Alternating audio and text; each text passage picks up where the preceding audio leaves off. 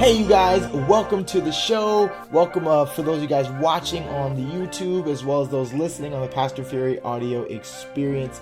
I hope you guys by now have already made it out to the movie theaters to check out Spider-Man No Way Home. While it's not a faith-based film, it is filled with fun and I think it'd be the thing that you guys enjoy. So as a result, I decided to give you our conversation that Jarael and I had from the Fury and Friends show right here. I'm putting it on the podcast as well as on the YouTube, separated out for those of you who might just want to enjoy that experience. Hope you have a good time, and I'll see you back here on the end. I don't know what I don't want to go. So here's what's gonna happen, Jariel. I'm gonna start talking, and then I'm gonna have a hard time stopping. I know we're obsessed with Marvel. yeah.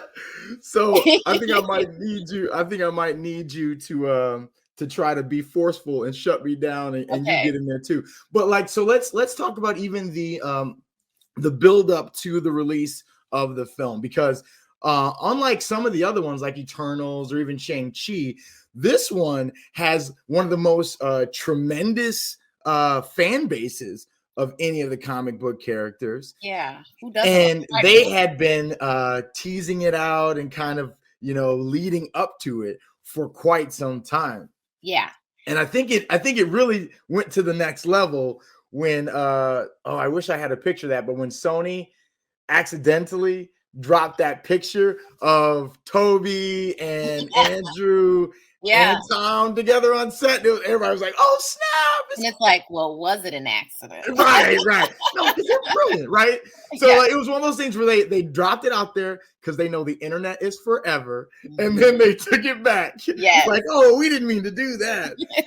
And then what was great over the next months, or maybe it was even a year, they spent a whole lot of time denying. Yes. I don't know what y'all talking about. They went as far as when they released the trailer for it. Did you see there was a scene? There was a scene in the trailer that everybody was like picking apart. Yeah. That, I'll see if I can show it real quick. So the scene where you've got Spider-Man flying, and then you've got these three villains, right? We got Electro, we got Lizard, we got Sandman. Yeah. And it's like, okay, wow, that's interesting that it's him versus three. But then the next frame was really bizarre, where now we suddenly see Lizard looking like he just took a punch. And everybody was like, wait a minute, I don't know. Something's fishy going on here. Yes. I love how fans will dissect every single scene and every millisecond of the trailer. It's so cool.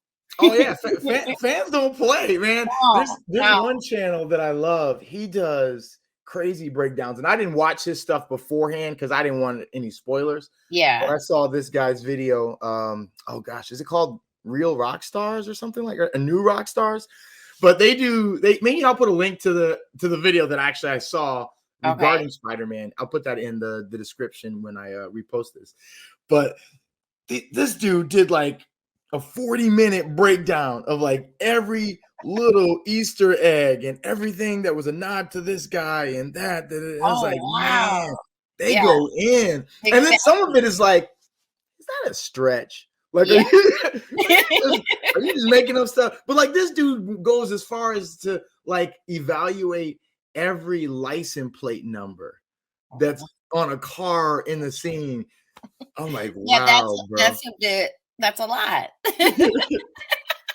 So Jariel, let's get into it a little bit. So the action's building, right? And then we see the first additional Spider-Man. So when you see Andrew Garfield on the screen, so what was going on in you? I was literally hitting my son in the chest, like the president's coming in or something.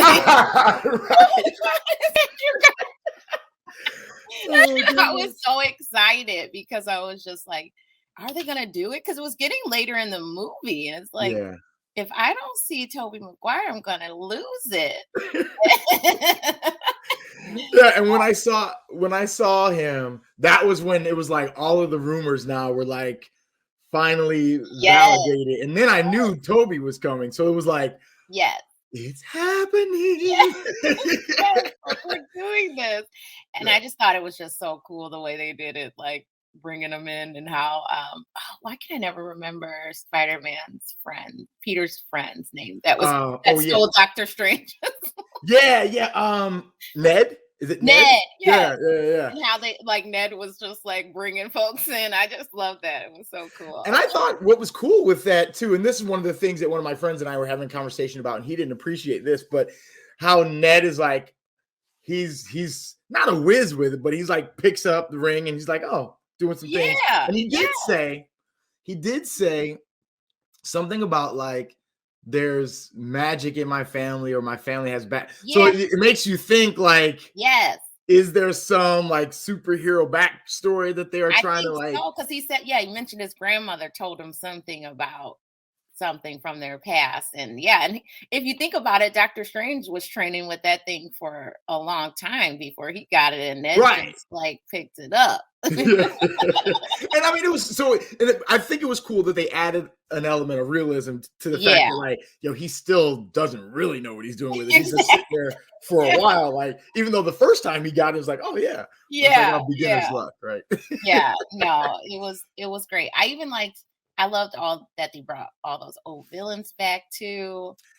So I think of those. So let's see, we had Doc Ock. And that was the one that I think in the trailer made everything like everybody started to lose their mind a little bit. Where he's like, Peter, Doc Ock's here then. It's like, oh snap, oh man, maybe this is really happening. And then we see the bomb rolling out there, kind of giving us the idea that Green Goblin's coming. So when it comes to the villains, while as much as I appreciate Jamie Foxx, his villain character in general is not like so amazing, kind of like hokey or whatever.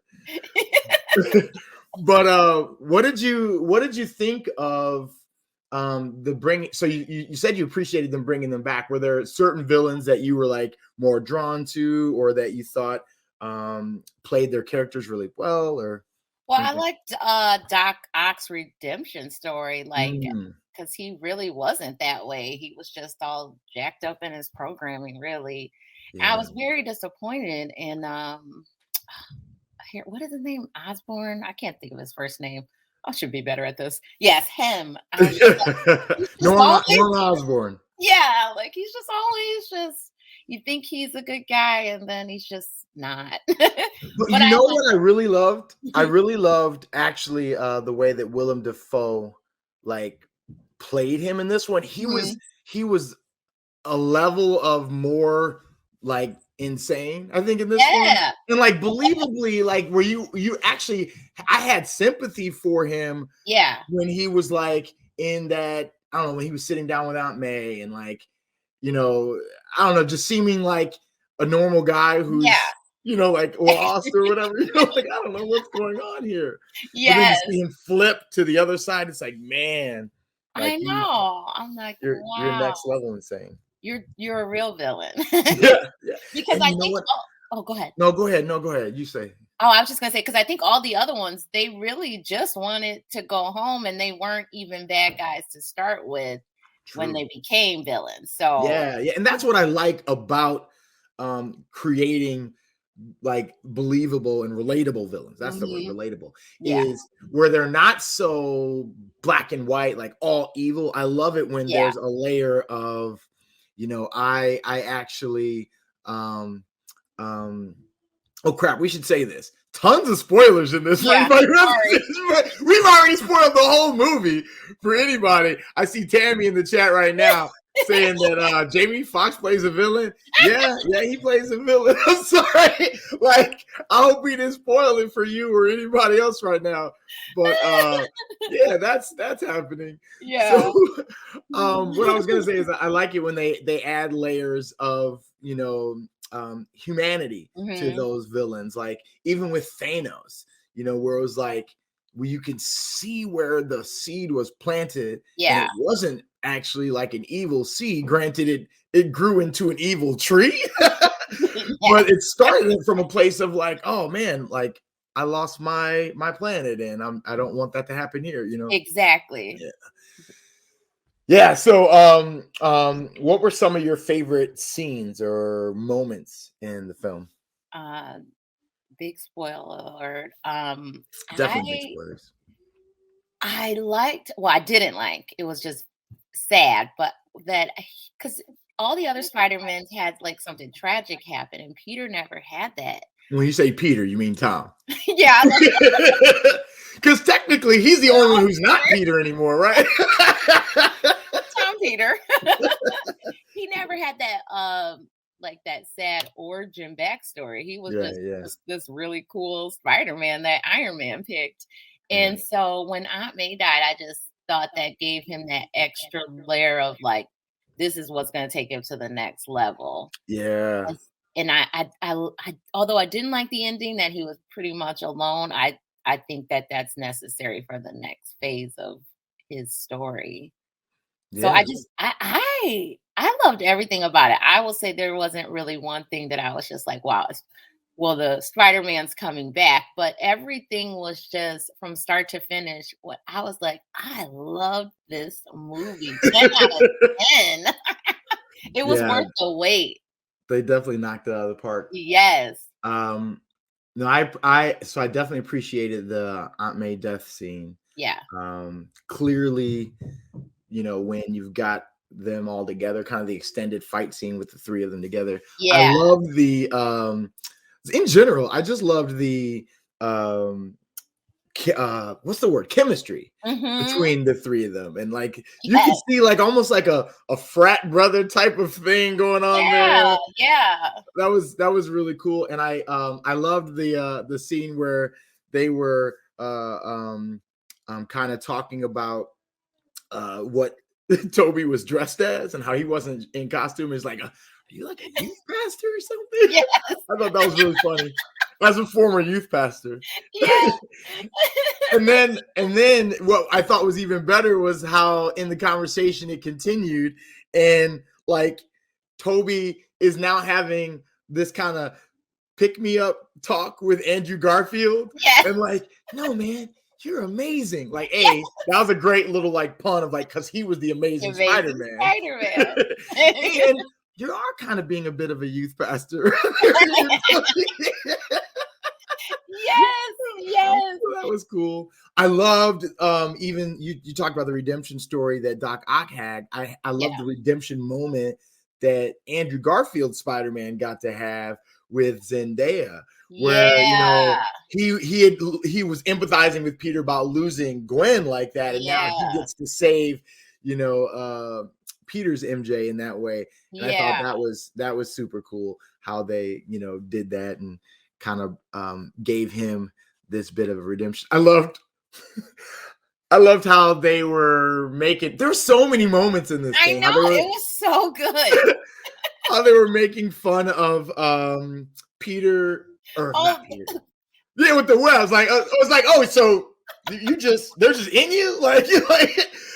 And like, I wonder, like, do you see that as a negative or a positive? I know. I think it's a positive, right? He's always got them. Yeah. They were trying to like throw shade on him, like that come out everywhere. It's like, yo, he don't ever have to worry. He can no matter what jump off a building and he's good.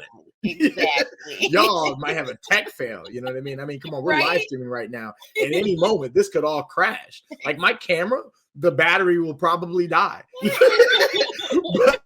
but Toby's webs will live forever. Exactly. They're always there.